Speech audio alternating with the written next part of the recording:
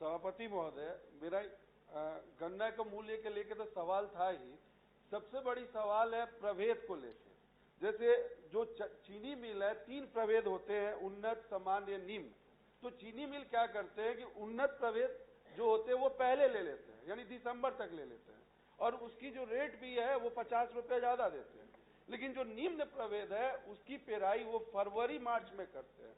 इससे क्या होता है, एक तो रेट भी 50 रुपया कम देते हैं, और जो किसान है उनका एक फसल चक्र बर्बाद हो जाता है। जैसे कि वो गेहूं की बुआई नहीं करते हैं, फिर क्या होता है जब धान की बुआई करते हैं। हमारा जो जिला है वो सबसे बड़ा क्षेत्रफल का जिला है, 5200 स्क्वायर किलोमीटर, जिसका 900 स्क्वायर किलोमीटर नेपाल से सटा है। तो भौगोलिक स्थिति ऐसी है कि बाढ़ का जब पानी आ जाता है तो धान की भी फसल का नुकसान हो जाता है। और इधर जब मील की जो पेराई है वो जो लेट ले रहे हैं, निम्न, तो इधर भी गेहूं की फसल चली जा रही है और 50 रुपये का रेट भी कम दे रहे हैं। तो कहना ये है हमको कि बिहार सरकार की तरफ से कोई भी कैलेंडर जारी नहीं किया जा रहा है। टोटल जो है इसमें उनकी ही संलिप्तता रही है मिल, वो अपने मर्जी से प्रभेद ले रहे हैं। हम ये चाहते हैं कि बिहार सरकार पेराई के पूर्व एक कैलेंडर जारी करे और उस कैलेंडर में तीनों प्रभेद को, जैसे 70% दे दे उन्नत प्रभेद, 15% निम्न प्रभेद, सामान्य प्रभेद। इससे क्या होगा कि तीनों प्रभेद की पेराई एक साथ होगी तो किसान का खेत खाली होगा तो गेहूं का भी बुआई कर लेगा, और धान तो ऐसे होता ही नहीं है। तो ये चीज वही हो गया। देखिए हमारे यहाँ ब्रिटिश भी रूल किए हैं, उस समय भी नील की खेती होती थी, तो हमारे यहाँ 3 कठवा कानून चलता था कि 1 एकड़ अगर आप फसल रोपेंगे तो 3 कट्ठा नील की खेती करनी होगी। तो आज वो ब्रिटिश का रोल, वो फैक्ट्री लोग बन गए हैं, वो अपना ब्रिटिश रूल लगा लिए हैं, वो निम्न प्रभेद नहीं ले रहे हैं। और बिहार में 76% किसान है, लेकिन पश्चिमी चंपारण में 85% किसान है, और पूरे बिहार में 80% जो गन्ना होता है वो पश्चिमी चंपारण में।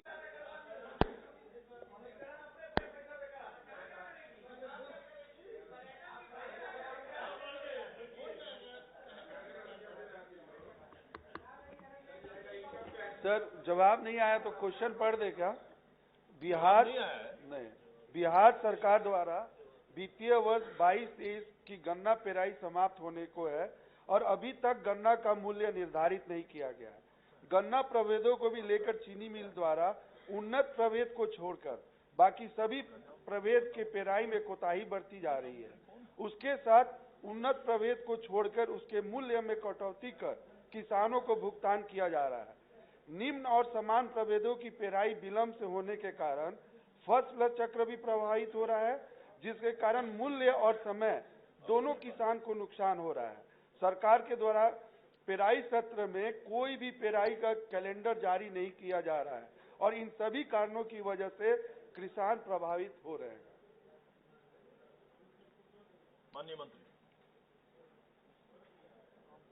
महोदय, माननीय सदस्य ने यह जो प्रश्न ध्यानाकर्षण के माध्यम से उठाया है, वस्तुस्थिति यह है कि माननीय उच्च न्यायालय पटना के द्वारा पारित आदेश के आलोक में पेराई सत्र 1996-97 से लेकर 2021-22 तक राज्य परामर्शित ईख मूल्य का निर्धारण बिहार शुगर मिल्स एसोसिएशन द्वारा किया जाता रहा है।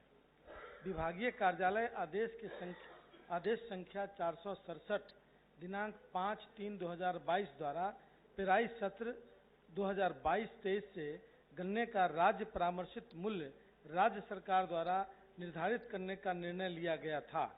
इसके विरुद्ध बिहार शुगर मिल्स एसोसिएशन द्वारा माननीय उच्च न्यायालय पटना में वाद CWJC number 11099/2022 Bihar sugar mills association versus the state of Bihar और अदर्स दायर किया गया है।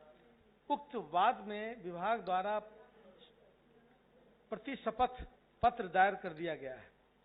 गन्ना मूल्य के निर्धारण हेतु बिहार शुगर मिल्स एसोसिएशन के सदस्यों के साथ माननीय मंत्री गन्ना विभाग मेरी अध्यक्षता में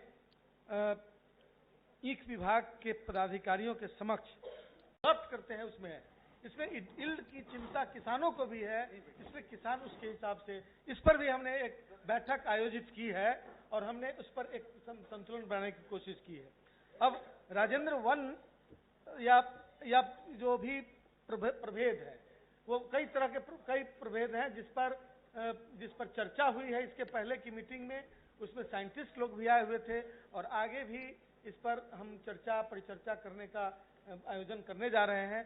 उसमें इन चीजों को किसानों को स्पष्ट किया जाएगा और किसान तक जो जिस्ट होगा उसको पहुंचाने का प्रयास किया जाएगा। महोदय, जो जहां तक कैलेंडर जारी करने की बात है, तो सभी प्राइवेट चीनी मिल है, सभी अपना अपना कैलेंडर जारी करती हैं।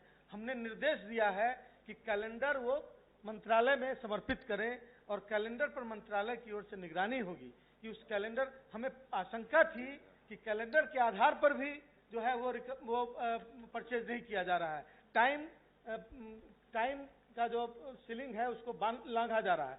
तो हम निर्देश जारी कर रहे हैं कि उसका अध्ययन किया है। सबसे पहले तो कौन सी फसल किस प्रभेद की कहाँ होती है, इसका अध्ययन कराकर सरकार के रिकॉर्ड में भी होगा और उनके सारे कैलेंडर्स की कॉपी सरकार के पास होगी और उस पर निगरानी रखी जाएगी कि जिस कैलेंडर को उन्होंने जारी किया उस कैलेंडर के अनुसार उसकी रिकवरी, उसका परचेज हो रहा है कि नहीं। अब अभी 2 चीनी मिल छोड़कर बाकी सारी चीनी मिलें पिड़ाई करने के बाद बंद हो चुकी है। अब 2 चीनी मिल है, वहां पर छोटी मोटी जो शिकायतें होती है उसको तुरंत संबंधित पदाधिकारी को दिया जाता है और उसका रिड्रेसल किया जाता है।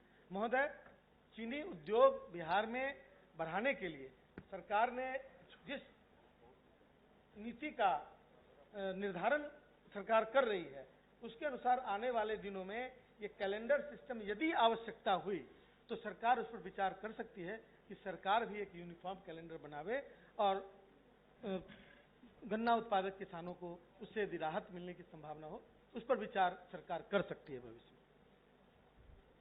में।